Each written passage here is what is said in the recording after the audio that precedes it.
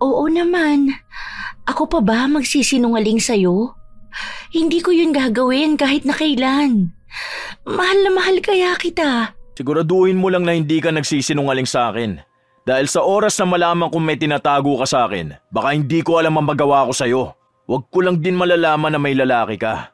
Alam mong kaya kung pumatay, huwag ka lang mapunta sa iba. Kung lalayo ka sa akin, dalawa lang ang pagpipilian. Ang mapatay ako o ang mapatay kita. Dahil mas gugustuhin ko pang tabihan ng bangkay mo kesa makuha at mawala ka sa piling ko. Ang kwento ng pag-ibig ay ang isa sa mga kwentong nakakapanabik. Marami ang naghahangad ng isang taong magmamahal sa kanila, na handang ipagmalaki sila sa lahat at hindi mahihiyang iparamdam kung gaano sila kamahal. Yun din ang pantasya ni Pearl. Lalo na nang makilala niya ang lalaking tipo niya at handa siyang gawin ang lahat, makuha niya lang ito. Sa pag-aakala na wagas at nakakakilig na kwento na ang mararanasan niya, bubungad sa kanya ang isang madilim na kwento sa labas ng kanyang pantasya. Magagawa pa nga bang makalaya ang kaluluwang pinagbuklod na ng kadiliman? Grabe na, Jude. Ang sakit na sa balakang ko. Kanina pa tayo practice ng practice, wala ka man natutunan. Grabe naman, parehong kaliwa ang paa mo, aba. Hayaan mo na. Napapagod na nga rin ako eh. Tara, kain na lang tayo sa labas. Sa susunod na linggo pa naman yung laban. Sasali-sali ka pa kasi sa ganyan. Akala mo magpe-perform ka sa ASAP. Nag-artista ka na lang sana, no? Para dun ka sa stage magsayaw-sayaw. Dadamay mo pa ako. Grades to, bes. Kung active tayo, sure na magkakaroon tayo ng awards. Pang-display ba sa sala? Para medyo nakaka-proud, di ba? Dami mong alam. Hayaan mo niyan. Gutom na ako. Tara na, lumabas na tayo. Gusto ko ng barbecue. Toasted na isaw. Uy, sarap. Tapos yung suka, maanghang pa. Tara na. Nabuang na. Saan ka makabili ng barbecue ng ganitong oras? 3:00 pa lang ng hapon, uy. Daig mo pang naglilihi. Ayan, hindi mo na alam ang nangyayari sa paligid natin. Meron ako nakita doon malapit sa Tatas Bar. Alam mo yung pinapagawa ni Mayor na sabi nilang magiging library daw? Doon sa gilid nun, may bilihan ng barbecue kahit ganitong oras. Doon sa dating pinagpiprinta ng damit. Naaalala mo yung pinuntahan natin, tapos inaway mo yung babae kasi sinungitan ka? Ah, oo, naalala ko na. Wag na, tuknining na lang. Mas malapit pa yon. Sakit na ng paa ko, lalakad pa tayo. Ayaw. Gusto ko barbecue. Sige na, libre na kita 2 isaw. Tagal ko nang hindi nakakakain nun eh. Mabilis lang tayo, promise. Tapos saka tayo mag-practice ulit sumayaw. Ayoko na mag-practice if di tayo mag-eat ng barbecue. Arte mo naman, oy! Hindi bagay sa'yo. Please. Please. Please na. 3 isaw na libre ko. Basta samahan mo lang ako. Wala nang nagawa pa ang kaibigan ni Pearl, kundi ang sumama sa kanya. Walang humpay naman na nagdadadaldal si Priscilla tungkol sa pag-iensayo nila ng sayaw. Siya ang madalas na magpursigi sa kaibigan niya sa lahat ng bagay kahit na sa pag-aaral. Dahil ang palaging ginagawa ni Pearl ay ang magpakasaya lang sa buhay at hindi iniisip ang magiging kinabukasan niya. Dahil nag-iisa lang siyang anak at meron namang kaya ang pamilya niya, alam ng dalaga na magkakaroon pa rin siya ng magandang buhay kahit na hindi niya seryosohin ang pag-aaral niya. Masayang kumakain ang magkaibigan nang matuon ang pansin ni Pearl sa mga kalalakihan na nagtatrabaho sa ginagawang gusali. Medyo patapos na pala yung ginagawa nila, no? Tingnan mo yun. Ang pogi nun, no? Kapag pogi ang linaw ng mata mo, no? Sos! Nasaan ba? Kunwari ka pa. Gusto mo rin naman makakita ng pogi. Ayun, no, tingnan mo. Yung lalaking naka-green, Doon sa likod nung nakasando. Hindi yung naka-t-shirt na green ha. Yung naka-long sleeves. Ayun ba? Ayun oh. Ang layo naman ng tingin mo. Yan. Diba? Ang pogi, no? Ang ganda pa ng katawan. Ganyan gusto ko eh. Grabe. Ang lakas ng dating niya sa akin. Nabaliw ka na nga talaga, oy. Construction worker talaga. I mean, wala man akong kontra sa trabaho na ganyan. Pero serious ka ba? Duda akong gugustuhin niya ni na tita. Mukha mang tatay. Pogi nga, makarisma. Pero halata man may edad na. Ayos talagang trip mo sa lalaki. Ang judgmental mo talaga, no? Hindi naman siya mukhang matanda na. Malamang pawisan sa trabaho niya kaya ganyan. Pero kapag yan binihisan, magmumukhang hot daddy yan, no? At ano naman ang problema sa edad? Age doesn't matter nga, di ba? Hindi naman ako minor. 20 years old na ako, Inday. Hala, nabuang ka na talaga. Tigilan mo yan. Daming lalaki dyan ah. Mamaya may asawa pa yan. Tama na, isaw na lang cravings mo. Ayusin mo nga yung desisyon mo sa buhay, bes. Kapag nalaman ko na may asawa siya, saka na lang ako titigil. Ganyan pa naman mga tipo ko. Ang hardworking niya pa. Ngayon ko lang siya nakita. Aray ko naman. Ang sakit mo mangurot. Kainis. Ang haba-haba ng kuko mo eh. Parang ano naman kasi to eh. Doon na nagsimula ang palaging pagdaan ni Pearl para lang makita ang isang trabahanteng hinahangaan niya. Minsan, tumatambay pa siya sa tapat ng tindahan kung saan doon nakapwesto ang lamesang madalas na pahingahan ng lalaki. Hindi niya mapigilan ang kiligin kapag nagtatama ang paningin nila. Dahil kontra ang kaibigan niya sa kanya, inililihim niya ang pagpunta sa lugar na yon. Nais niyang magkaroon ng lakas ng loob para lang kausapin ng lalaki. Hanggang sa isang araw, habang nakatambay siya sa tindahan, nagtungo roon ang lalaki para bumili. Hi. Ako nga pala si Pearl. Bakit? Ha? Anong bakit? Bakit mo ko kinakausap? Wala lang. Madalas kasi kitang nakikita rito eh. Anong pangalan mo? Hindi sumagot si Joseph. Nakatingin lang siya sa dalaga. Halatang hindi siya sigurado kung seryoso ba ito na kausapin siya. Nang sandaling sasagot na siya, bigla silang natigilan sa maeskandalong sigaw ng isang babae. Hay nako! Andito ka lang palang babae ka! Kanina pa ako naghahanap sa'yo!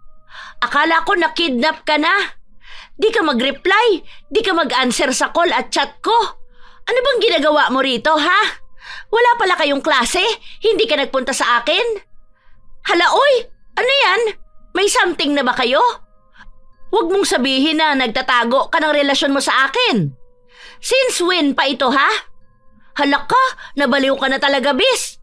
Nako, yari ka talaga sa mga magulang mo. Kung ano-ano na lang ang gusto mong gawin sa life mo. Diyan pa talaga sa lalaki na yan. Ikaw, kaya mo bang buhayin ang best friend ko, ha? Hoy, bes, tumigil ka nga. Nakakahiyayang sinasabi mo. Ang lakas pa naman ng boses mo. Walang nakakahiya sa sinasabi ko. Kausapin mo ako, lalaki. Ano ang kaya mong ipagmalaki, ha? Para alam ko na kaya mong panindigan ang best friend ko. Mas maganda kung mag-usap kayong dalawa. Pareho kayong baliw. Aba, bastos man tong lalaking to, oy! Hoy! Kinakausap pa kita, diba? Huwag mo akong tinatalikuran! Aba! Hoy! Tama na nga kasi sinabi. Ang kulit mo, no? Ang dami nang nakatingin sa atin. Ano ba? Mahiya ka naman, bes. Kakaloka. Nahihiya ka pa pala? Seriously? Papatol ka doon sa lalaki na yon na mukhang walang plano sa future? Paano kung mabuntis ka niya? Kaya na ba niyang mag-support sa lifestyle mo? Remember, Pearl, malapit na ta mag-graduate. 1 year na lang, tapos gaganyan ka pa? Mahiya ka man sa mga gastos ng parents, uy! Ang OA mo kasi, hindi nga ako kinakausap nun. Sakto lang na nagkasabay kaming bumili sa tindahan. Nakakahiya na tuloy. Ano na lang ang mukhang ihaharap ko sa kanya? Iniisip pang baliw tayong dalawa. Hey, kainis naman.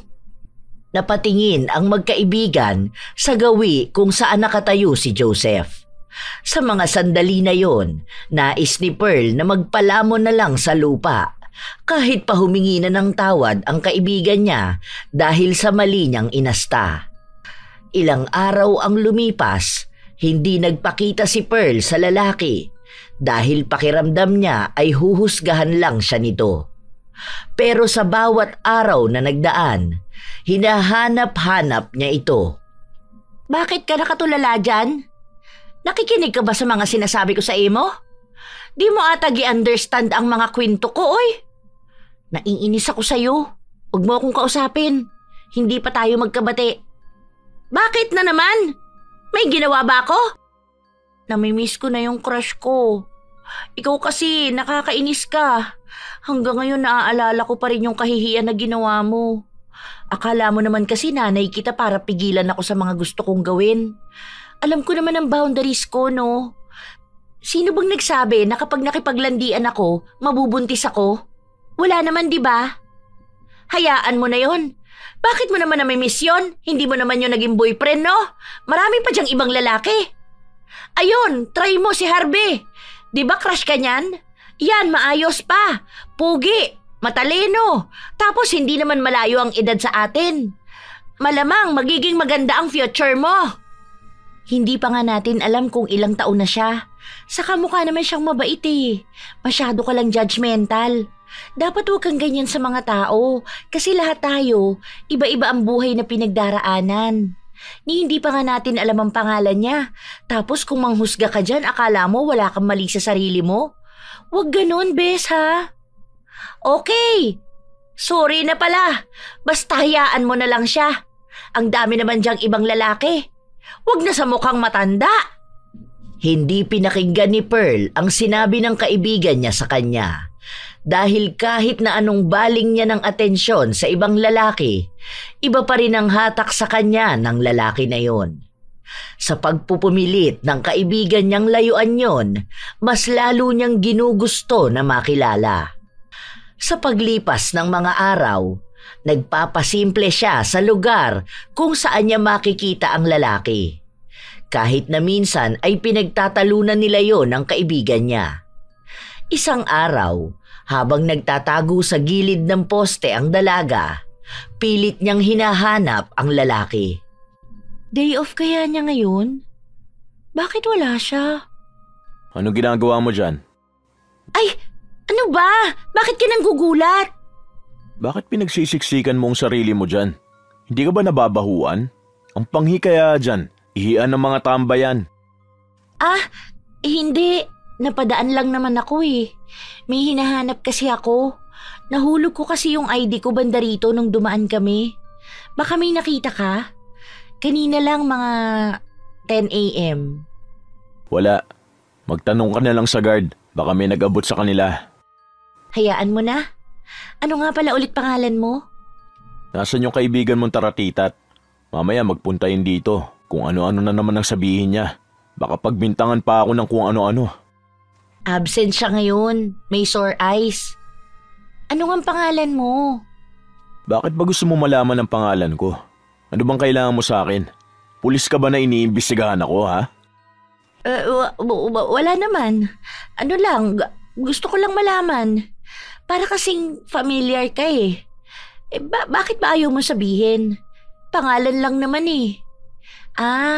May asawa ka na siguro, no?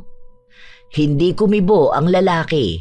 Hindi niya sinagot ang tanong ni Pearl. Nakakaramdam ng sobrang dismaya ang dalaga dahil sa patuloy na pag-iwas sa kanya ng lalaki. Ngayon lang siya nakakilala ng lalaking lumalayo sa kanya. Kaya mas lalong tumitibay sa kalooban niya na makukuha niya rin ang atensyon nun. Habang lumilipas ang mga araw, malapit na matapos ang ginagawang gusali kung saan nagtatrabaho ang lalaking hinahangaan niya. Para malaman ang tungkol sa kanya, sa mga katrabaho nakikipag-usap si Pearl. Sabi ko na sa'yo, single siya. Alam mo ba na Joseph ang pangalan niya? Name pa lang, ang pogi na. Naniwala ka naman sa sinabi niya na single siya.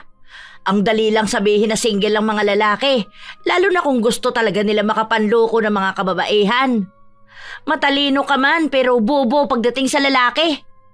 Naniniwala ako. Saka hindi naman pala siya ganong katanda. Nasa 30s pa lang siya. Siguro medyo naging matured siya dahil nga sa klase ng trabaho niya. Pero mukha naman siyang disenteng tao eh. Ganun ang gusto ko. Moreno, matangkad, masipag, tapos mas matanda sa akin. Alam mo na, mga matured na lalaki. Kapag mga kaedad kasi natin, alam nating mga manloloko pa rin at sinungaling. Kasi gusto pa mag-explore sa buhay. Kaya hindi mo ako masisisi kung gusto ko ng lalaking matured. Hindi ko alam kung saan mo nakukuha yung mga sinasabi mo. Bahala ka na lang. Hindi mo rin naman ako papakinggan eh. Pero sa oras na may malaman akong mali dyan sa lalaki na yan at ayaw mo pa rin siyang tigilan, ako nang magsusumbong sa mga magulang mo. Napapadalas na ang pagpunta ni Pearl sa lugar na pinagtatrabahuhan ni Joseph. Kahit na hindi naman siya kinakausap ng binata. May mga panahon din na nagdadala siya ng pagkain pero hindi ito kinukuha ni Joseph o kaya ay ibinibigay sa mga katrabaho niya. Dahil sa inis ng dalaga, hindi na niya napigilan ng sarili na kausapin ito. Iniiwasan mo ba ako? Hindi pa ba halata nung una pa lang? Bakit? Ano bang problema? May mali ba sa akin? Wala ka naman daw asawa. O kahit na girlfriend. Ako na nga ang nagpa-first move. Hindi ko naman sinabi na gawin mo yun ah. Hindi ibig sabihin kahit wala ako sa isang relasyon, pwede na ako makipag-usap sa kung sinong babae. Hindi mo ba nakikita na magkaiba tayong dalawa? Hindi ko tipo yung mga babaeng katulad mo. Pasensya ka na, miss ha. Pero maganda ka naman, nag-aaral, mukhang matalino rin. Kaya bakit parang ikaw pa tong nag-ahabol sa akin? Bata ka pa, hindi mo dapat ginagawa yan. Hindi naman ako bata eh. 20 years old na ako. May sarili na akong desisyon sa buhay. May iiwas mo ba sa akin na gustuhin ka? Nadadala ka lang sa damdamin mo, miss. Ang mga kabataan na gaya mo may hilig sa mga challenges. Mukhang yun ang dahilan kaya lapit ka ng lapit sa akin kahit na hindi kita pinapansin. Kaya pwede ba? Lubayan mo na ako. Huwag ka magmukhang tanga kakalapit dito sa akin. Hindi mo ako gusto. Masyado ka lang natsa-challenge sa akin. Bakit mo ba pinapangunahan ang damdamin ko? Ako ang nakakaramdam nito kaya huwag mo sabihin na parang laro lang to sa akin. Gusto nga kita. Wala nga akong gusto sa'yo. Ayoko kitang saktan, pero hindi ako ang para sa'yo. Masakit sa damdamin ng dalaga ang pagtanggi sa kanya ni Joseph. Kahit na wala namang namamagitan sa kanilang dalawa, nakaramdam siya ng labis na sakit. Hindi naman niya yun masabi sa kaibigan niya dahil alam niyang aawayin lang siya nito. Ilang araw siyang hindi makakain at hindi makatulog. May mga panahon din na umiiyak siya, lalo na kapag naaalala niya ang tungkol kay Joseph. Para kang tanga dyan. Broken-hearted ka ba? Panay sad song ang pinapatugtog mo tapos tutulala ka dyan. Ano? Nakipaghiwalay ba sa imagination mo yung crush mong matanda? Hindi ka naman nakakatulong sa akin eh. Akala mo palaging nakakatawa ang mga bagay. Si Gaga, mukhang malakas na nga ata ang tama sa utak. Tigilan mo na nga yan. May chismis pa naman sana akong sabihin sa iyo. Oh, ano ba yun? Tungkol saan ba? Siguraduhin mo lang na matutuwa ako dyan ha. Alam mo ba yung nababalita dati? Kilala mo si Sir Apostol? Tapos 'di ba ang sabi nila manyakis nga yun? May iniipit ata siyang estudyante, yung maganda na tourism student. Nakalimutan ko lang ang pangalan pero kaibigan siya ni Tristan Bakla. Bali, narinig ko lang to. Gusto raw ata na may something sa kanila. Alam mo na, imi-imi. 1 night para makasama siya sa list ng mga gagraduate. Kaso ayaw ni ate girl. Tapos ngayon balita na nakulam nga raw yun si Panot. We, saan mo naman nasagap yan? Totoo ba yung kulam na yan? Sa CR narinig ko. May 3 babae doon tapos isa doon kaibigan ng babae. Saka totoo yung kulam na yan ano? Sa probinsya namin uso yung mga ganyan eh. Kulam, barang, mga gayoma, ganon. Iba-iba yun. Kaya nga minsan ayaw namin nakainin yung mga binibigay sa amin eh dahil baka biglang isa kami sa mga mabiktima. Ang lola ko nga noon isang mananambal eh. Pero hindi ko naman siya naabutan. Kaya hindi ko alam kung totoo yun. Pero maraming kwentong ganon. Sa bagay, sabi nila mga Bisaya, mga mangkukulam, di ba? Hoy, hindi naman lahat. Hindi totoo yan, grabe ka ah. Ay, sarap mo sampalin sa part na yan. Nakaka-hurt ka naman. Mukha ba akong mangkukulam?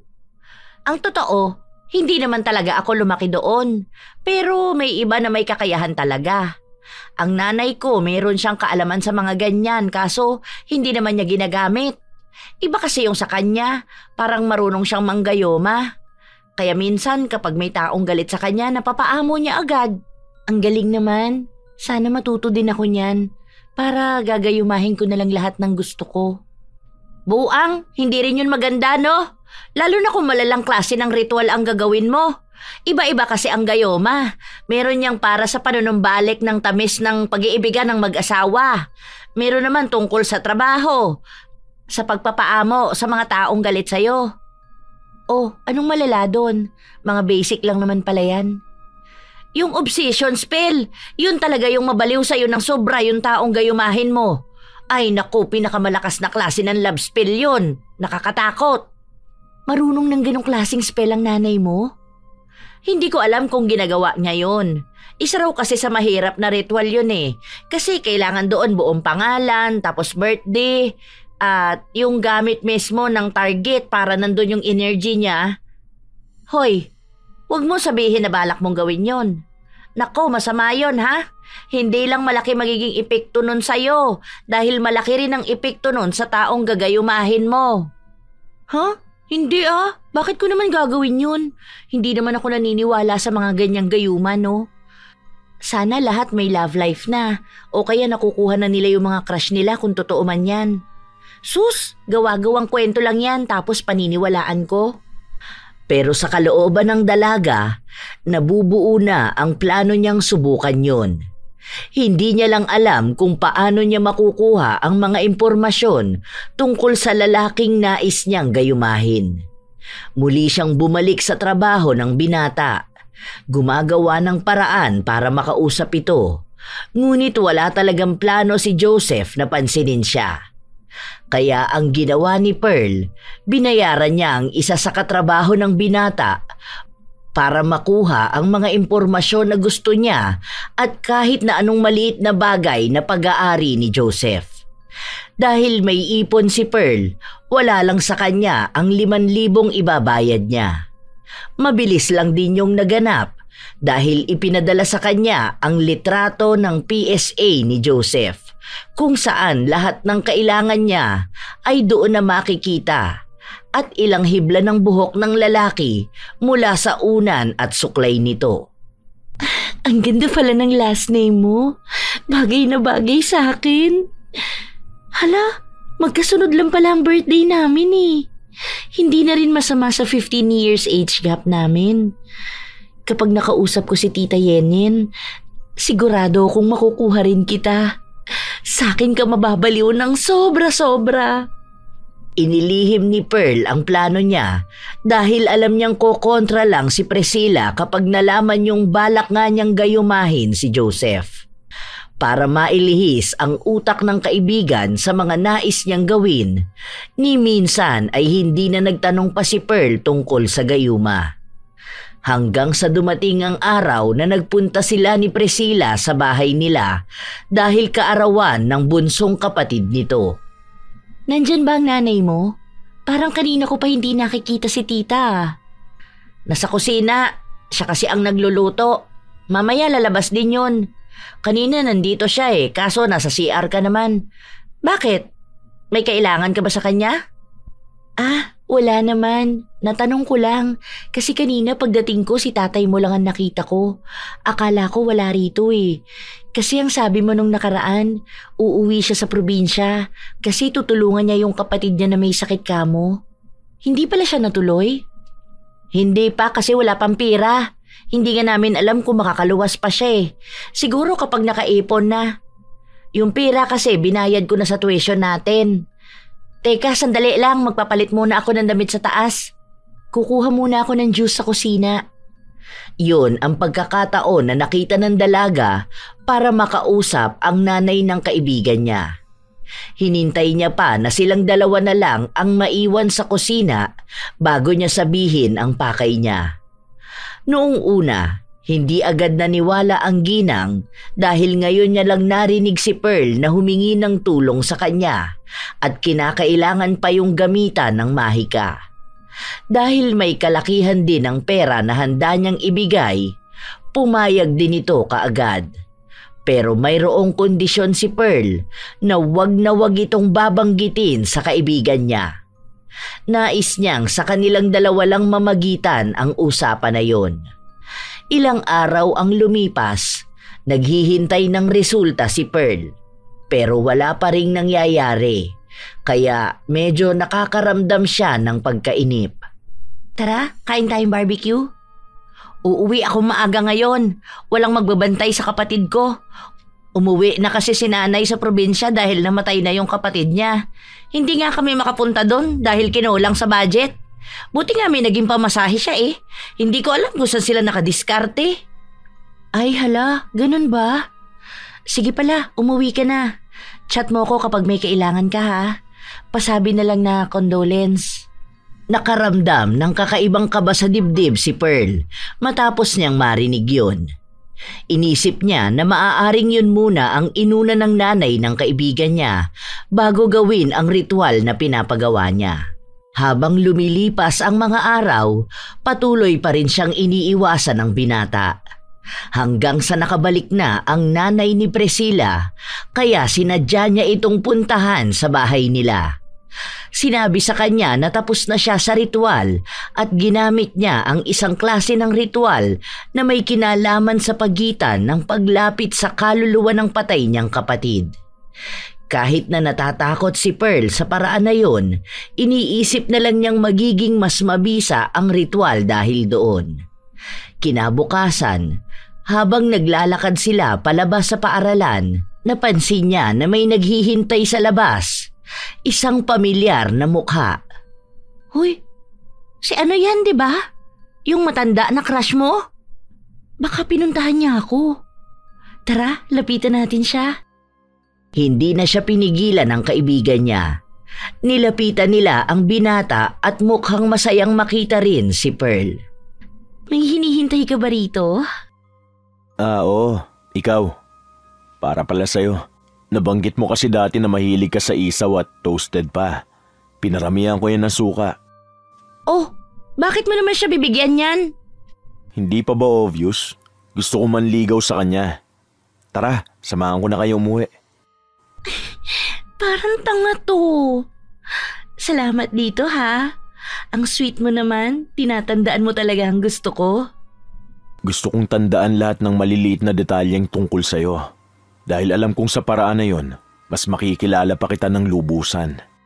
Kahit na may pagtataka kay Priscilla, hindi siya makaapila.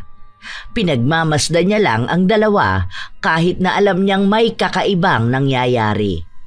Dahil sa tagal nilang magkasama ng kaibigan, hindi naman niya nakikitang nagkaroon ng maayos na pag-uusap ang dalawa.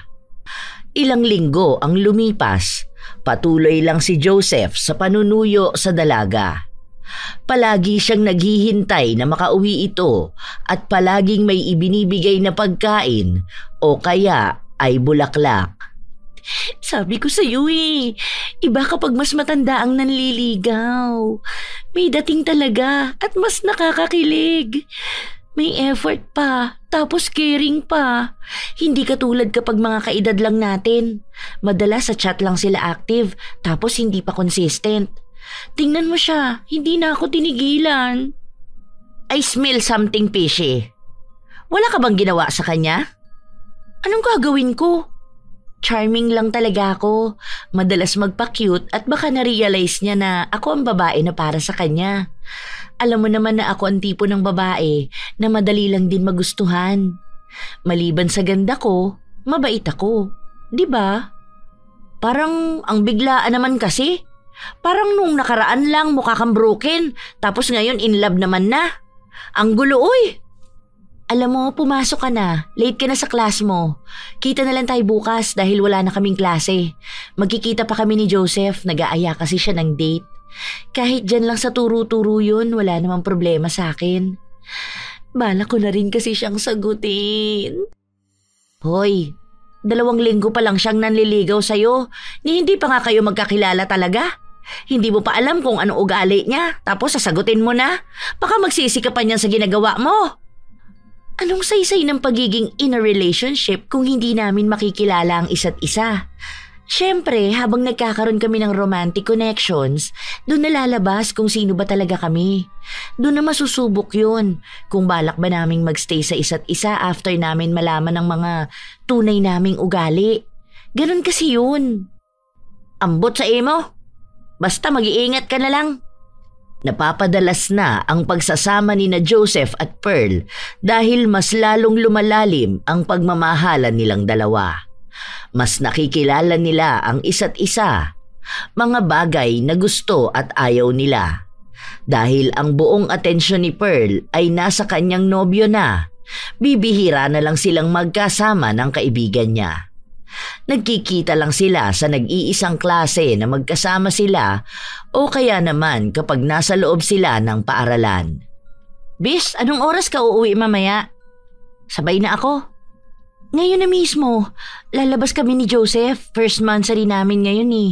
Chat na lang ako sa'yo mamaya Ingat ka sa pag-uwi. Hoy, tika lang. Mamaya ka na umalis. May sasabihin pa naman ako sana sa iyo. Mahalaga to. Mas mahalaga tong date namin ng boyfriend ko. Pwede mo naman sanang idaan sa chat yung sasabihin mo. O kaya mamayang gabi dumaan ka sa bahay. Hindi pwede sa chat dahil nababasa ng boyfriend mo. Tungkol pa naman sa kanya to. Mamaya may masabi pa siya sa akin. Binigay mo kasi ang account mo sa kanya, kabago-bago nyo lang. Kung paninira yan, wag mo nang gawin. Saka gano'n naman talaga yun. Kahit naman account niya hawak ko. Para lang maipakita na wala sa amin ang nanloloko. O sige na, nagmamadali ako. Saka mo na lang yan sabihin kapag nakapag-usap na ulit tayo. Hinawi pa ng dalaga ang kaibigan niya para lang makatakbo palabas. Kung saan naabutan niya ang nobyo niya na kalmadong naghihintay sa kanya. Humalik siya sa labi nito at agad din naman siyang inakbayan. Kumain sila sa simpleng kainan kung saan yun lang ang nakaya ng binata. Naisa na ni Pearl na siya na lang ang magbayad pero ayaw ni Joseph na naglalabas siya ng pera. Dahil ang sabi ng binata, obligasyon niya yon bilang lalaki. Happy monthsary, mine. Ito, gift ko para sa'yo. I love you. Wow! Salamat, mine. I love you too. Ang cute naman ng flowers na to. At may love letters pa. Ngayon lang ako nakatanggap ng ganito. Nakakatuwa naman. Mas nakakakilig pala kapag ganito ang natatanggap. Ngayon kasi bibihira na lang ang mga lalaking nagbibigay ng ganito. Ang swerte ko talaga sa'yo. Ako ang gumawa niyan. Pinagpuyatan ko pa yan para lang matapos ngayon. Kulang pa nga yan eh. Dapat mas malaking bouquet pa. Kaso kinulang na ako ng oras. Hayaan mo sa susunod mas maganda pa yan. Ano ka ba? Sobrang saya ko na nga rito eh. Tapos ngayon pa na nalaman kong ikaw ang gumawa. Sobra naman sa effort niyan. Kinikilig talaga ako. Feeling ko ako na ang pinakamagandang babae sa mundo. Araw-araw mo ba naman pinaparamdam sa akin na mahal mo ko eh.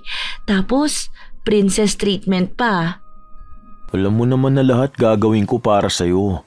Mahal na mahal kita. Ngayon nga, naghahanap ako ng mas maganda pang trabaho para mas makaipon ako ng pera. Deserve mo makatanggap ng mga bagay na mas maganda pa dyan. Halos pati ang mga bituin handa akong ibigay para lang malaman mo kung anong klaseng pagmamahal ang nararamdaman ko para sa'yo. Ipinapangako ko sa'yo na ipagpapatuloy kong iparamdam sa iyo kung gaano kita kamahal. Nakakainis ka naman. Nakakaiyak yung sinasabi mo sa akin. Ako ngayon ang walang regalo sa'yo. Naiwan ko kasi sa bahay. Bukas dadalhin ko para ibigay sa'yo. Grabe ka pala maging Mr. Romantiko. Sobrang swerte ko talaga na mahal mo ko. Totoo pala talaga ang sinasabi nila na swerte ka kapag mas mahal ka ng lalaki. Naiintindihan ko na ngayon ang ibig sabihin nun. Di mo na ako kailangang regaluhan dahil ikaw lang sapat na sa akin. Ikaw na ang pinakamagandang regalong natanggap ko sa buhay ko. Nadadala sa mga magagandang salita ang dalaga. Araw-araw niyang nararamdaman na mahal siya ni Joseph. Walang nagbabago sa pakikitungo sa kanya. Palagi siyang hatid sundo, palaging may pasalubong. Klase ng pagmamahal na hinahangad ng dalaga na maramdaman niya. Payapa ang utak niya. Masaya dahil alam niyang hindi siya lolokohin ng binata. Malaki ang pasalamat niya sa gayuma dahil mas nabigyan ng kulay ang buhay niya. Isang araw, habang naglalakad silang magkasintahan, napahinto sila sa isang tindahan kung saan mayroong mga kalalakihan na nag-aaral sa kaparehas na paaralan ni Pearl. Ang iba roon ay kilala niya. Binati siya ng isang lalaki. Tumugon din siya ng ngiti. Sino yung iningitian mo? Yung dati kong classmate na nag-shift ng course. Mabait yan. Yung mama niya, friend ni mama. Tapos mga bata pa lang kami, magkakilala na kami. Pero hindi talaga kami yung close friends. Gusto mo bang bugbugin ko yan sa harapan mo? Ewan ko na lang kung makangiti pa yan sa'yo. Gusto kong baliin ang leeg niya para tumigil yan. Nagsiselos ba ang mind ko? Uy, ang pogi mo magselos ha. Huwag ka na po selos. Di naman kita ipagpapalit sa kanya eh. Ikaw ang pinakapoging lalaki sa mga mata ko at pinakamamahal ko sa lahat. Hayaan mo yan. Lahat naman ng kilala niya ang iningitian niya eh. Tignan mo, tinitignan ka niya. Nakatitig pa talaga eh. Mukhang may gusto sa'yo. Kapag ako hindi nakapagpigil, baka mapatay ko pa yan. Ayoko sa lahat yung may lalaking titingin sa'yo ng ganyan. Nanginginigan laman ko sa galit. Kalma ka na po. Bakla naman yan eh. Hindi yan magkakagusto sa akin, okay? Saka ano naman kung nagugustuhan nila ako? Hindi naman nila ako maaagaw eh. Sayong-sayo lang ako. Huwag ka na magalit ha. Ang cute mo pala magselos. Halatang mahal na mahal mo ko. Mas lalo tuloy akong kinikilig sa ginagawa mo. Matalim ang mga mata ni Joseph na nakatingin sa lalaki. Nakakaramdam siya ng galit tuwing nakikita niyang tumatawa ito at diretso ang tingin sa kanyang nobya. Para makaiwas sa gulo, inaya na siya ni Pearl na umalis. Walang ibang nararamdaman ng dalaga kundi ang kilig dahil alam niya na ang pagseselos ng nobyo ay isang indikasyon na mahal siya nito. Ilang araw pa ang lumipas, nagkaroon ng event sa kanilang paaralan, kung saan kinakailangan nilang manatili sa loob hanggang sa matapos ang kasiyahan. Nakasarado ang gate at wala ring maaaring pumasok na hindi doon nag-aaral. Dahil ayaw ng dalaga na mag-alala sa kanya ang nobyo, inabisuhan na niya ito kaagad. Ito rin ang mga sandaling nakakuha ng pagkakataon si Priscilla na makausap ang kaibigan. Akala ko hindi na kita makakausap eh. Ano nang balita sa'yo? Buti naman pinakawalan ka ng boyfriend mo. Akala ko gagawin ka na niyang kitchen eh. Ayun, masaya pa rin sa love life. Grabe magmahal si Joseph. All out talaga. Hindi siya natatakot na ipakitang mahal na mahal niya ako kahit nasa public. Alam mo ba na pati sa phone niya, wallpaper ang mukha naming dalawa, tapos profile pic niya ako sa lahat ng social media account niya. Grabe, ganong pagmamahal sana. Proud na proud sa akin. Baliw na baliw. Kaya tuwing naaalala ko, kinikilig talaga ako. Sobrang effort, pogi, masipag. Ano pa bang hahanapin ko, di ba? Hindi ka ba natatakot sa kanya? Mukhang kaya niyang pumatay. Nakikita ko sa mga mata niya na parang may kakaiba sa kanya. Parang wala siya sa katinoan. Lahat naman sa'yo hindi matino eh.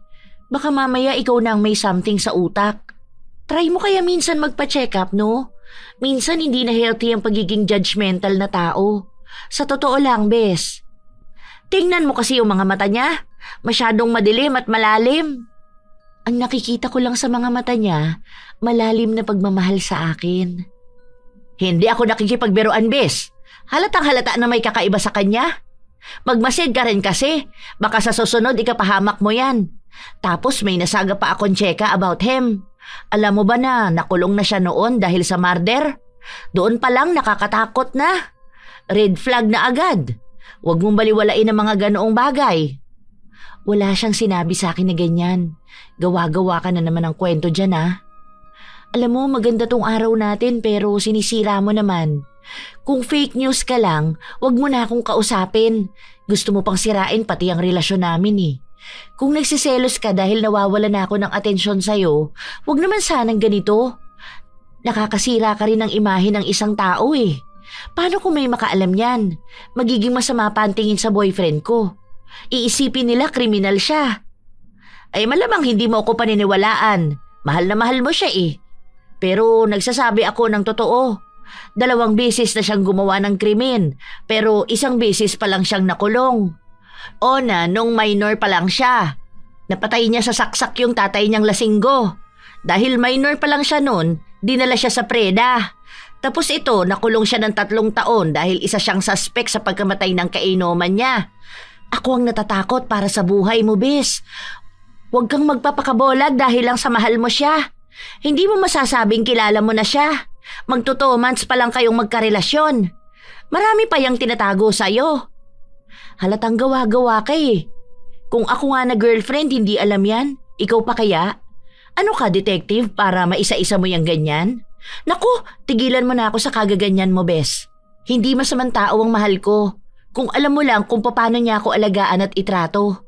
Sobrang gentleman niya. Ni hindi nga siya manyakis. Sobrang taas ng respeto niya sa akin. Kilala ko na siya. Higit sa kung paano mo siya nakilala sa mga sabi-sabi ng mga tao sa paligid. Pinag-iingat lang kita dahil hindi natin alam ang kaya niyang gawin. Oo, sabihin na natin na mahal ka niya ngayon. Pero paano kung dumating ang araw na bigla siyang magbago? Ano na lang ang pwedeng mangyari sa'yo, ha? Huwag mo na lang kasi akong pakialaman, okay? Hayaan mo ako maging masaya. Kung totoo man na may mali sa past niya, ano naman? Hindi pa pwedeng magbago ang isang tao? Lahat tayo may maling nagawa sa buhay natin. Pero yung past mistakes natin, hindi yun pwedeng maging dahilan para maikumpara kung ano tayo ngayon. Kaya nga past, diba? Iba na ang present at alam kong better siya ngayon. Alam kong mas magbabago pa siya sa future dahil siya mismo sa sarili niya. Ramdam kong pinapakita niya sa akin na hindi siya masamang tao. Mahal ko siya at mas paniniwalaan ko ang pinapakita niya sa akin kaysa sa sasabihin ng ibang tao. Habang nagtatalo ang magkaibigan, naagaw ang atensyon nila dahil sa kaguluhan. Lahat ng mga estudyante ay nakiusyoso sa nangyayari. Pinatay nila ang maingay na tugtog at lahat ng ginagawa nila ay natigil. Naghawak kamay ang magkaibigan dahil nagkakatulakan na ang mga tao. Ilang sandali pa, pinakalma sila ng mga guro dahil baka magkaroon pa ng mas malalang problema kung pati sila magkakagulo. Nalaman nila na may natagpo ang katawan ng lalaki sa loob ng banyo. Kinilabutan si Pearl nang malaman niyang ang dati niyang kaklase yun. Ginilitan sa leeg ang lalaki na siyang ikinamatay nito. Naalala niya bigla ang galit ni Joseph sa lalaki na yun. Hindi nila alam kung sino ang may gawa nun dahil bali-balita na may nakakaaway din daw ang lalaking yun na isa ring estudyante. Maaga silang pinalabas para umuwi. Dapat ay magkasabay ang magkaibigan pero may sundo si Pearl kaya ang kaibigan na lang niya ang kusang umiwas. Grabe, alam mo ba ang nangyari kanina? Natatakot pa rin ako hanggang ngayon. Diyos ko po, kawawa naman si Tyrone. Mabait pa naman yun. Sino kayang pumatay sa kanya? Huli ko pa siyang nakausap kanina nung hinahanap niya ang tropa niya. Baka kasi mayabang siya. Kaya mo na, mabuti na nga namatay siya. Wala akong makakaagaw sa'yo. Tara na, ihahatid na kita pa uwi.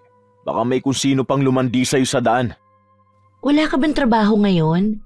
Ang sabi mo may napasukan ka na bagong work, di ba? Mamaya na lang tayo umuwi.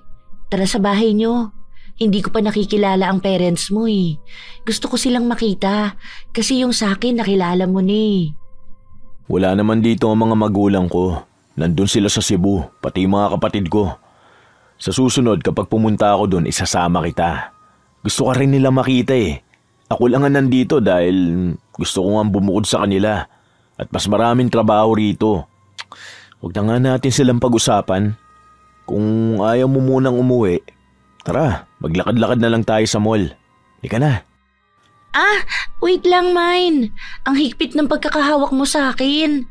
Alam mo naman na payat lang ako. Para tuloy mababali na ang braso ko. Holding hands na lang tayo. Mahigpit kitang hahawakan para hindi ka na makawala sa akin. Baka may kung sino pang bigla kang hilahin at kunin ka. Ayoko mawala ka sa akin. Wala namang ibang kukuha sa akin dahil iyong-iyo lang ako. Please naman, ang sakit na. Parang magkakaroon ako ng pasa dahil sa ginagawa mo.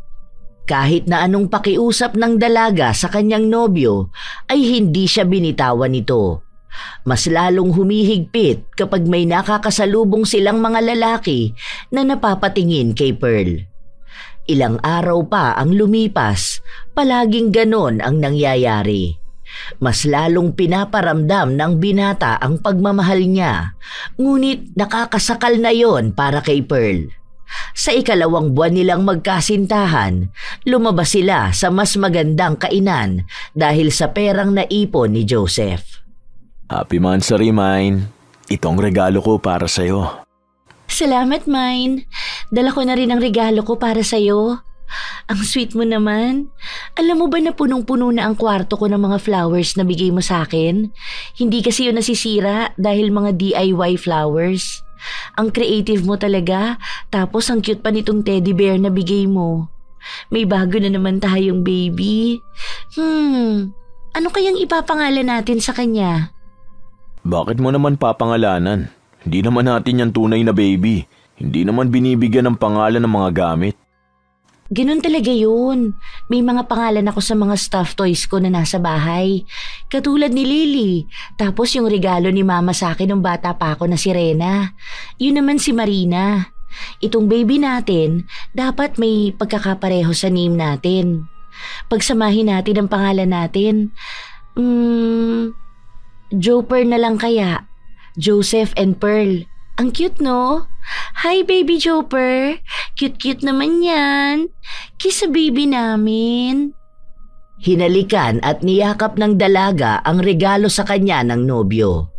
Para bang isa itong tunay na sanggol. Habang ginagawa niya yon, bigla naman itong binawi ni Joseph. Bakas ang madilim na tingin ng nobyo. Halatang nagagalit ito sa ginagawa niya. Bakit mo ba hinahalikan at niyayakap to? Wisit naman, sisirain ko na lang to. Teka lang, huwag mo sirain yan.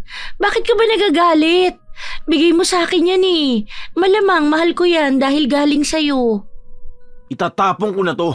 Hindi na kita bibigyan ng ganyan kung papangalanan mo lang at lalambingin. Ayoko may iba kang mahal bukod sa akin.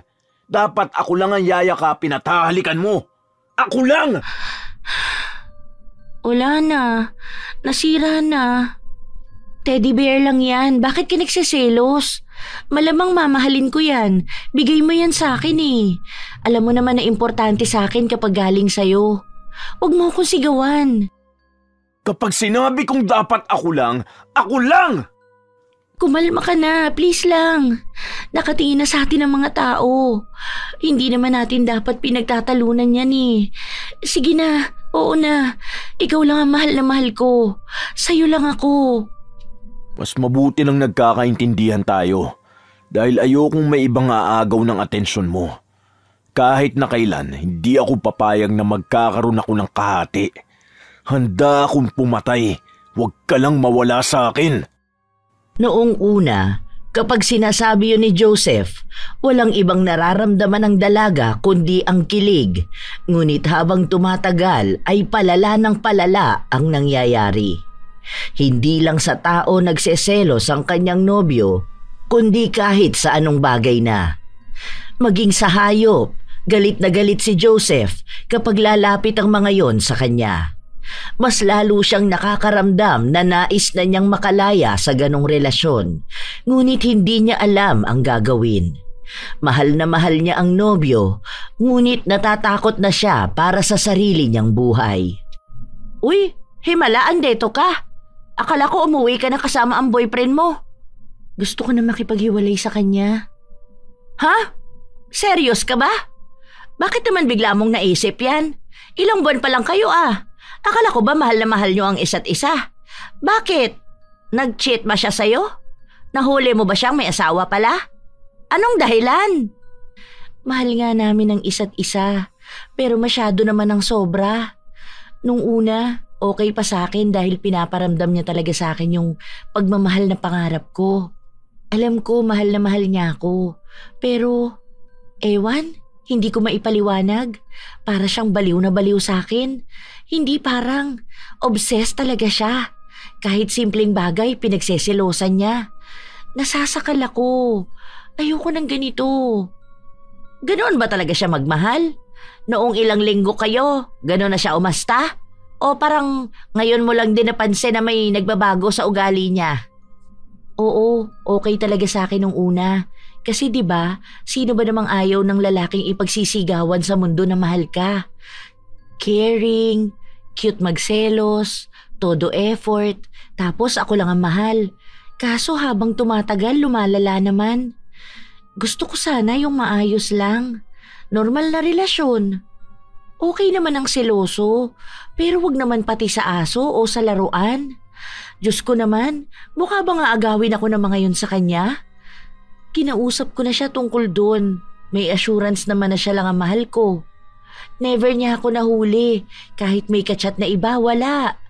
Hawak niya ang account ko. Kahit pinsan ko, pinapablock niya. Kulang na lang pati tatay ko. Naguguluhan na ako sa kanya, bes.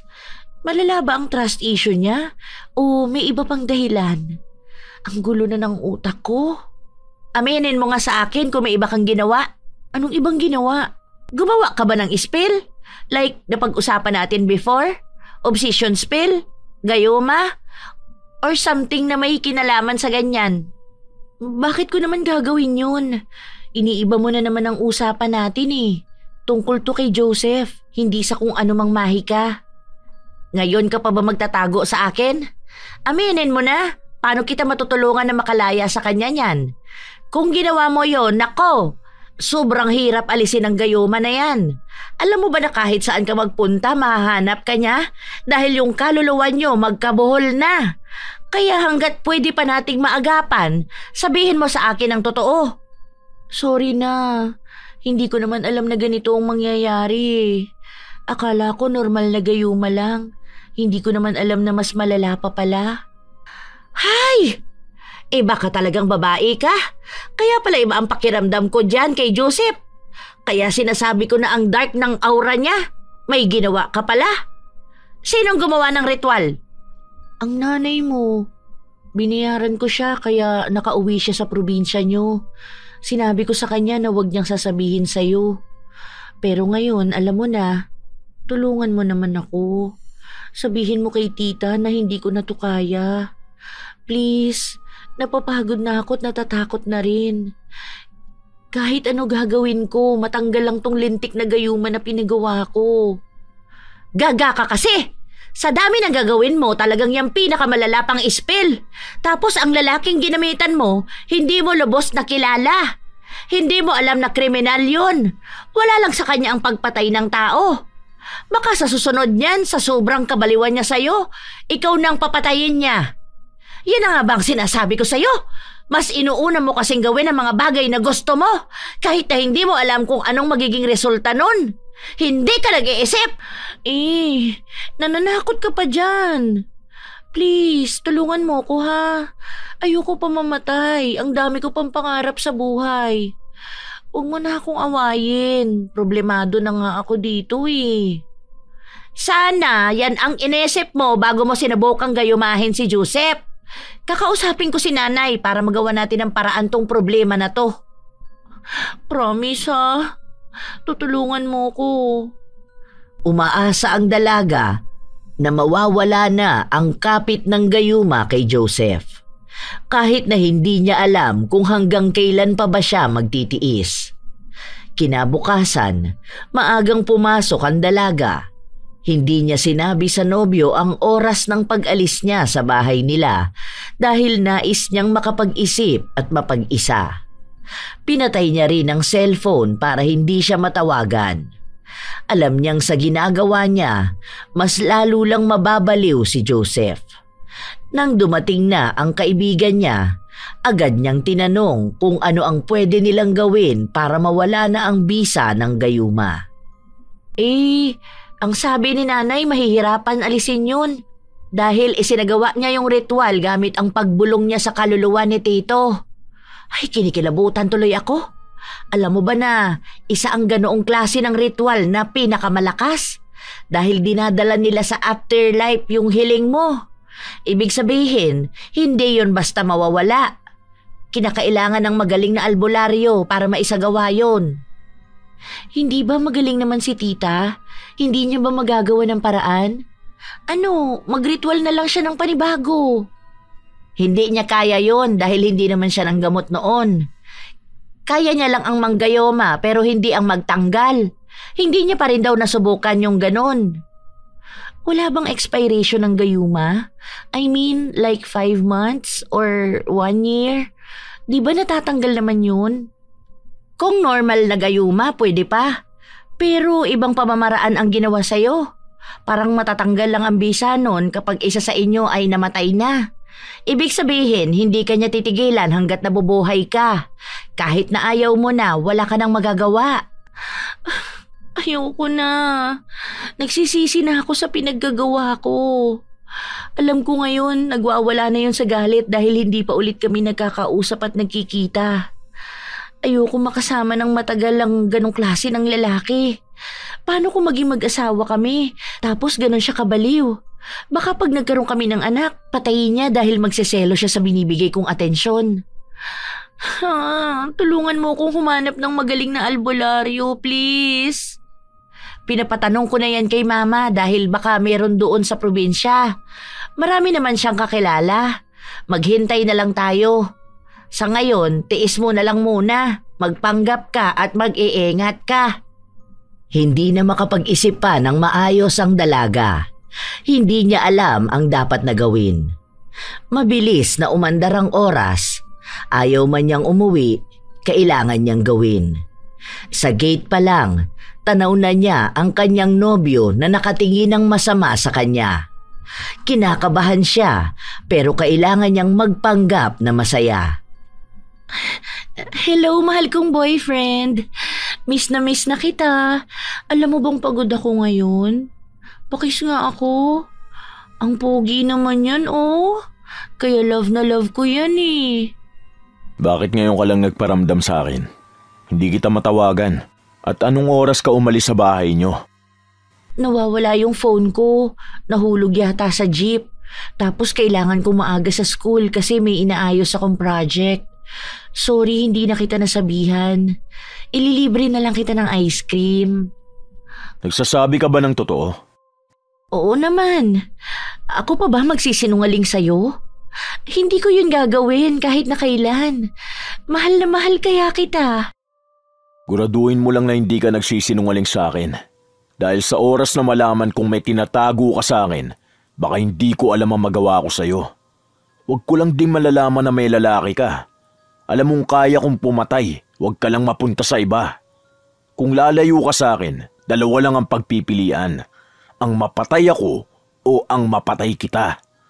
Dahil mas gugustuhin ko pang tabihan ang bangkay mo kesa makuha at mawala ka sa piling ko. Takot na lang ang tanging nararamdaman ng dalaga, pero pilit niya itong itinatago. Pinapakita niya sa binata na mahal niya ito. May pagbabanta na sa kanyang buhay. Ang ibig lang sabihin nito ay isang pagkakamali lang. Maaaring mamatay siya sa kamay mismo ng lalaking mahal niya. Ilang araw pa ang lumipas. Kahit na nasasakal na ang dalaga, nagpapanggap pa rin siyang masaya sa piling ng nobyo. Wala pa rin silang nakukuhang balita sa kung sino ba ang makakatulong sa kanya. May isa raw magaling na albularyo doon sa amin. Ang kaso lang, kamamatay lang nung nakaraang buwan. Yung iba naman nakakilala ni nanay, hindi raw kaya yung ganyang kaso sa'yo. Nainis nga ako kay nanay, nagtalo pa kami. Dahil bakit ginawa niya ang utos mo? Hindi naman kasalanan ni tita, kasi ako ang nagpumilit. Ginamitan ko siya ng pera dahil alam kong nangangailangan kayo. Kung hindi ko sana pinilit ang sarili ko, hindi naman ako aabot sa ganito eh. Gusto ko lang naman na magustuhan niya ako. Kaso, sobrang lala naman pala niya magmahal. Kahit na, siya pa rin naman ang may hawak ng desisyon. Hay, huwag na tayo magsisehan. Hindi naman din makatulong sa atin. Kailangan natin mag-isip ng paraan. Malapit na ang bakasyon. Aasahan no na palagi kami magkasama. Kahit sa pamilya ko, nagsiselos na siya eh. Pati ako nababaliw na. What if mag-ask ka kina teta na magbakasyon kayo sa malayo? Wait, diba gusto ka nila magpunta sa Australia dahil andun yung ibang kamag-anak nyo? Umalis ka na lang ng bansa. Makakabuti ba yun? Ang alam ko, magkarugtong ang kaluluwa nyo dahil sa ritual.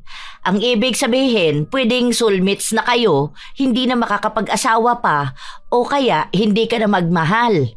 Kahit parang hahanapin mo pa rin siya at siya lang ang mahal mo. Pero mas safe naman yun, dahil hindi naman siguro siya makakapunta sa Australia, no? Tama ka nga, mukhang yun na lang ang paraan para mabuhay pa ako. Kinausap ng dalaga ang mga magulang niya dahil biglaan ang desisyon niya. Nakapansin sila na para bang may maling nangyayari. Ilang beses na tinanong ng mga magulang niya ang dalaga at doon na rin inamin ni Pearl ang nagawa niya. Nagmakaawa siya sa mga magulang niya na ilayo siya kay Joseph dahil natatakot na siya. Gumawa naman ng paraan ang tatay niya. Humingi sila ng tulong sa mga pulis at kumuha sila ng magbabantay kay Pearl para mapanatili ang kaligtasan nito habang inaasikaso nila ang pag-alis niya ng bansa. Lumabas ka dyan, Pearl! Harapin mo ako! Lumayas ka na! Ayoko na nga sa'yo! Gusto ko na makipaghiwalay sa'yo! Baliw ka! Di mo ako pwedeng iwan. Magsasama tayo habang buhay. Dito ka lang sa tabi ko. Ano ba? Bitiwan niyo ako!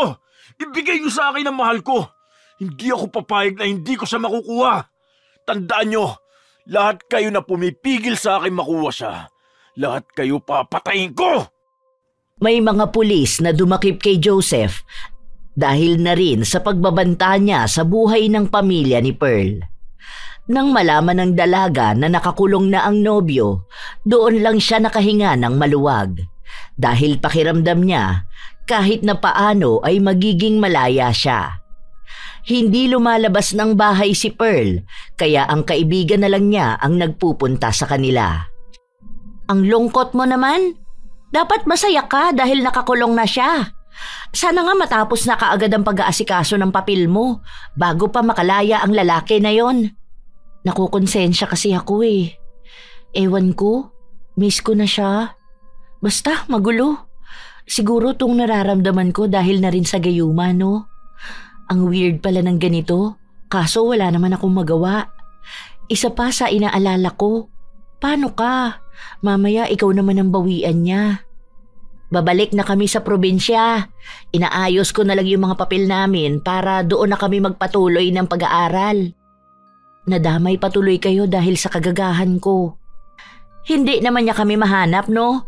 Dahil ang punteriya niya talaga ay ikaw. Huwag ka mag-alala sa amin. Mas mag-alala ka sa kalagayan mo. Hindi natin alam kung hanggang kailan ka maaring maging ligtas dahil baka biglang isang araw makuha ka niya at hindi ka na makawala. Nababalot ng takot si Pearl pero kailangan niyang magpakatatag. Ilang araw ang lumipas, wala siyang naging balita sa kanyang nobyo. Pero nakatanggap siya ng balita na sa susunod na araw ay aalis na sila papunta sa Australia. Mauuna silang aalis ng kanyang ina dahil aasikasuhin pa ng kanyang ama ang pagbebenta sa bahay nila at ang pagpapatahimik kay Joseph. Habang nakapark ang sasakyan nila, mag-isa lang na nasa loob ang dalaga. Nakatanaw siya sa labas nang makita niya ang isang lalaki na nahihirapang magtulak ng kariton. Hindi niya matiis ang awa kaya lumabas siya kahit nawala ang mga magulang niya. Nang matulungan niya ang lalaki, nagpasalamat ito sa kanya. Nang pabalik na siya sa sasakyan, naabutan niya si Joseph na palapit sa kanya. Hindi na niya nagawang makasigaw ng malakas nang humampas ang ulo niya sa pader at nawala ng malay. Nagising na lang siya na nasa loob siya ng isang tagpi-tagping bahay. Parang awa mo na. Tigilan mo na ako. Pakawalan mo na ako. Ayoko na. Bakit kita pakakawalan? Para ba makuha ka ng iba sa akin? Para maging mas masaya ka kasama ng lalaki na kausap mo kanina? Siguro kaya ka nakikipag-iwalay sa akin dahil may relasyon na kayong dalawa. Gusto mo bang gilitan ko siya ng liig sa harapan mo mismo? Hindi ko siya kilala. Tinulungan ko lang siya. Wala siyang kinalaman sa ating dalawa. Please, ayoko na. Makakahanap ka pa naman ng ibang babae na mas higit sa akin. Hindi ako ang para sa'yo. Ginayuma lang kita. Manahimik ka! Wala kang karapatan na sabihin sa akin kung sino ang para sa akin. Dahil ikaw lang yun. Tayo lang ang dapat magsama. Kahit pa sa impyerno. Hindi ako papayag na may makikinabang sa'yo pagtapos ko. Akin ka lang, Pearl. Akin lang. Hindi ba ito naman ang gusto mo? Ang mahalin at kabaliwan kita? Ngayon, mahal na mahal na mahal na mahal na kita. At baliw na baliw na baliw na baliw na ako sa'yo. Ano pa bang hahanapin mo, ha? Ito na yung pangarap mo. Demonyo ka! Tulong! Tulungan niyo ako! Bitiwan mo ako! Ano ba? Nasasaktan ako! Kahit magsisigaw ka, walang tutulong sa'yo. Tayong dalawa lang ang nandito. Masaya yun, di ba? Ikaw at ako, magkasamang malayo sa mga taong gusto tayong paghiwalayin. Ang saya nito. Hindi ikaw ang lalaking minahal ko! Ako ang lalaking minahal mo. Ito ang totoong ako. Kaya huwag ka nang magmatapang pa. Dahil hindi ka na makakawala sa mga kamay ko. Magsasama tayo habang buhay. Ginayuma nga lang kita. Hindi mo ako mahal. Magising ka sa katotohanan, please. Para pakawalan mo na ako. Kasi ayoko na. Gumagawa ka na naman ng paraan para lang mapunta ka sa lalaki mo. Walang iya ka! Parang awa mo na. Tigilan mo na ang pagsampal sa akin. Nasasaktan ako. Maawa ka na. Para magtigil ka sa kaibangan mo sa ibang lalaki. Wala akong ibang lalaki. Ang gusto ko lang, mamuhay ng normal. Hirap na akong pakisamahan ka. Yan din ang sinabi sa akin ng dati kong asawa. Sinabi niya na kailangan niya lang ng oras para sa sarili niya. Pero nakita ko siyang hawak na ng ibang lalaki. At hindi nga ako papayag na maulit pa yon. Kaya hindi kita pakakawalan. Akin ka lang. Hindi mo nga ako mahal. Kung hindi kita mahal, hindi ako mababaliw ng ganito. Sa'yo ko lang to naramdaman. Tuwing hindi kita nakikita, ang daming boses ang bumubulong sa akin. Kapag nakikita kitang tumatawa habang kausap ang ibang tao, gusto ko silang patayin. Dahil dapat sa akin ka lang masaya Ako lang dapat ang nagpapatawa sa'yo, hindi sila. Kaya nga namatay yung isang lalaki. Alam mo ba kung paano sumirit ang dugo niya sa leeg? Sobrang sarap makita nun. Ganun ang gusto kong gawin sa lahat ng mga taong pumipigil na magsama tayo. Gusto mo bang gawin ko yun sa kanila? Gusto mo bang unahin ko yung madaldal mong kaibigan? Please! Please, wag! Maawa ka na! Huwag mong gagawin yan! Mag-usap na lang tayo, please! Hindi ka na ba aalis sa tabi ko? Hindi na. Hindi ako aalis kahit na anong mangyari. Tayong dalawa. Mamumuhay tayong mahal na mahal ang isa't isa. Sige na. Pakawalan mo na ako. Ang sakit na ng kamay ko sa pagkakatali mo. Nagpapakita ng pagmamahal sa mga mata niya si Pearl para lang pakawalan siya ng binata. Kahit na paano ay nagpapanggap siya dahil may hawak na kutsilyo si Joseph. Hindi niya alam ang mga bagay na tumatakbo sa isip nito. Maaaring bigla na lang siyang saksakin at patayin dahil nga wala na ito sa katinuan. Ang alam niya lang, baliw na baliw ang nobyo sa kanya. Pinakawala naman siya nito at agad niyang niyakap ng mahigpit. Bumuhos din ang luha niya dahil sa takot na nararamdaman. Naghihintay siya na may sasalba sa kanya at babawiin siya mula sa lalaking ito. Hindi mo ko iiwan, ha? Hindi ka sasama sa ibang lalaki? Kasi mas lalo akong mababaliw. Pangako, hindi ko yun gagawin kahit na anong mangyari. Alam mo naman na mahal kita, di ba? Mabuti naman na tauhan ka rin. Akala ko, ipagpipilitan mong hindi kita mahal eh. Kasi kung hindi kita mahal, hindi ako magiging ganito. Ang mga taong mahal ko lang ang ayokong mawala sa buhay ko. Kasi mababaliw ako lalo. Tapos ikaw pang mawawala sa akin? Hindi ko kakayanin yun. Hindi ako mawawala, promise. Hinawakan ng dalaga ang pisngi ng nobyo para halikan ito. Ngunit kumuha lang siya ng tiyempo para ihampas ang ulo nito sa kanto ng kahoy na papag. Nang magawa niya yon, agad siyang tumayo para sana tumakbo pero nahawakan ng binata ang paa niya kaya bumagsak siya sa sahig. Sa lakas ng lagapak niya sa sahig, agad siyang nanghina. Kahit napilitin niyang gumapang, hinila siya pabalik ni Joseph. Nababalot ng itim ang buong pagkatao ng binata, habang matalim siyang nakatingin kay Pearl. May dugong lumalabas sa sugat niya sa noo, pero baliwala ito sa kanya. Talagang sinasagad mo ang pasensya ko? Ano bang akala mo? Matatakasan mo ko? Sinasabi ko sa'yo, makakawala ka lang sa akin kapag namatay ka na! Bitawan mo ko! Hindi ako makahinga! Pakawalan mo na kasi ako! Ilang ulit ko bang sasabihin na hindi ko yun gagawin? Papatayin na lang kita para maging malaya ka! Mas lalong hinigpitan ni Joseph ang pagkakasakal niya sa dalaga. Dahil sa laki ng katawan niya, hamak na mas malakas siya. Napapapikit si Pearl habang hinahampas niya ang nobyo. Kahit na anong pagpupumiglas niya, hindi siya makawala. Unti-unting nauubos ang hangin niya hanggang sa tuluyan siyang bumigay at binawian ng buhay. Kahit na hindi na humihinga ang dalaga, hindi pa rin siya binibitawan ni Joseph.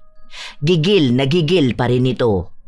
Hanggang sa may kung anong hangin na dumaan na siyang nagbalik sa katinuan ni Joseph. Gulat na gulat siya sa nangyayari. Napabitaw siya sa dalaga at napaatras. Anong ginawa ko? Ano nangyayari? Doon lang dumating ang mga pulis kasama ang ama at kaibigan ng dalaga. Ngunit huli na ang lahat dahil ang walang buhay na si Pearl na lang ang naabutan nila at ang isang binata na hindi makapaniwala sa mga nangyayari. Tila ba wala siyang maalala sa ginawa niya.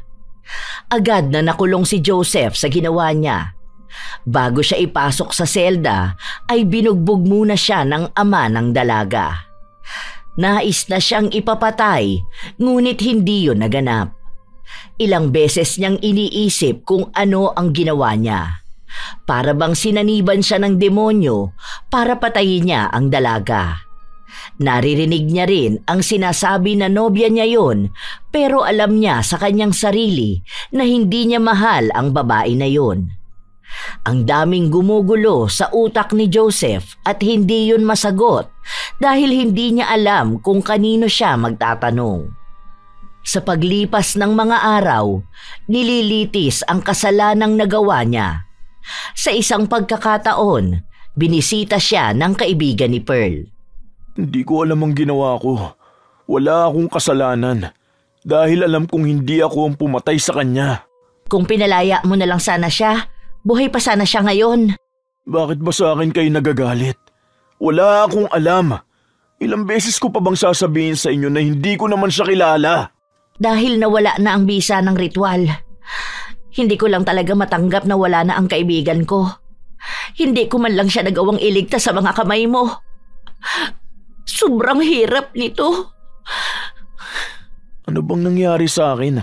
Bakit kahit isipin ko na naging nobya ko siya, hindi ko maramdaman na minahal ko siya? Hindi ko alam kung kailan ko siya sinimulang mahalin para mabaliw ako ng ganun. Hindi mo yun maiintindihan.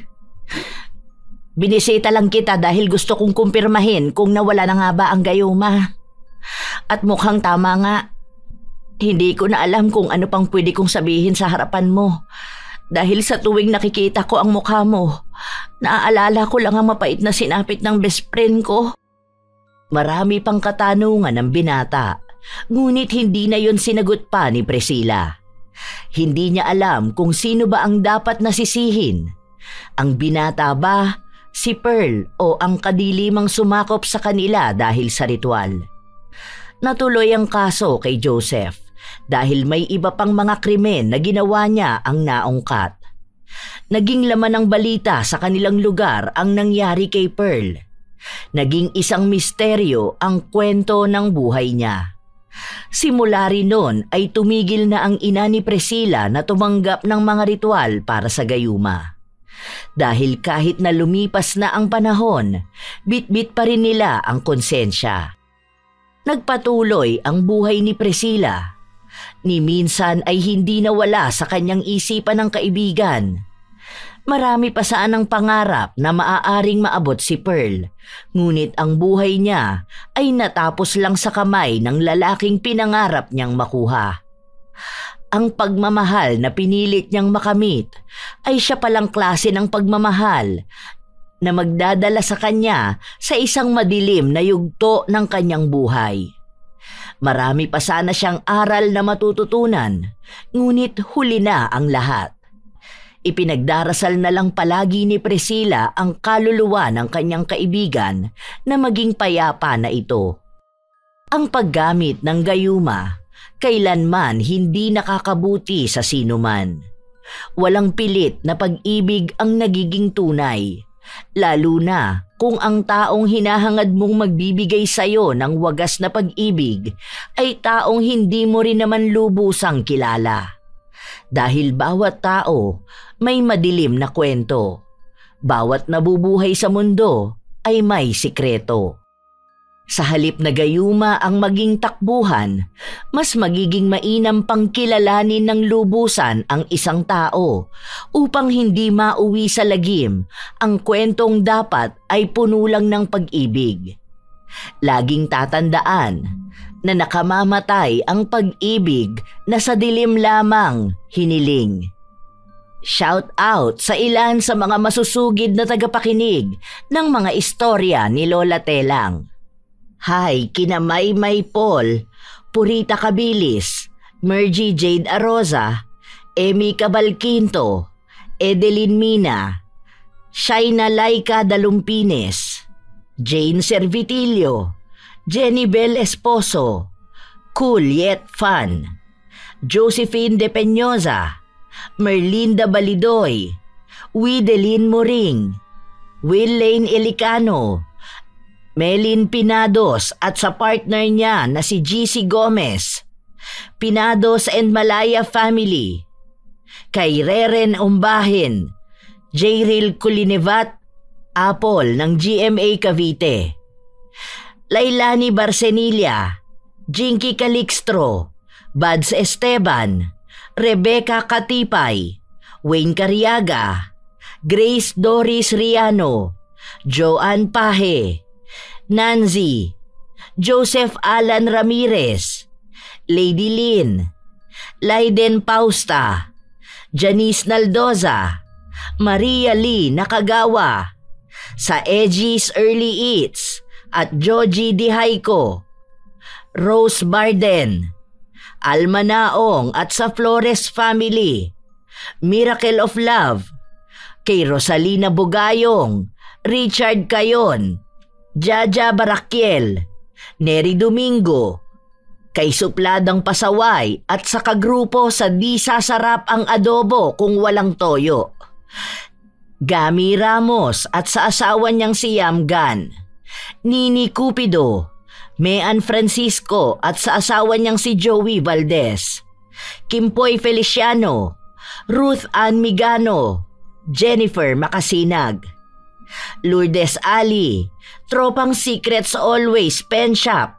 na sina Ored at Arlene, Rosalia, Techi, Richel Galvez, Ana, Elizabeth at Teresa, kay Evie Bognot, Joy Mary ng Camarines Norte, Helga Paula Ranas at Loresto Family, Giona Condua, ZL, Ami Yong, Jessica Ristigian, ng Arizona, USA, sa Skulptura Garments ng Naik Cavite, Neng Francisco at sa kanyang asawa na si Jeremy Saranillo, Gerlin Picache, Ara Lucas, Mrs. Diesta ng Botolan, Zambales, Roslyn Mangilin, Caroline So, Mary Ann Tamashiro, Timotina Palad, Beth Mercado, Nancy Mendoza, Saily Batula, Gina Noble, Ann Vindex at kay Josefina Fuelias. Ako ang inyong Lola Telang at maraming salamat sa pakikinig, mga apo.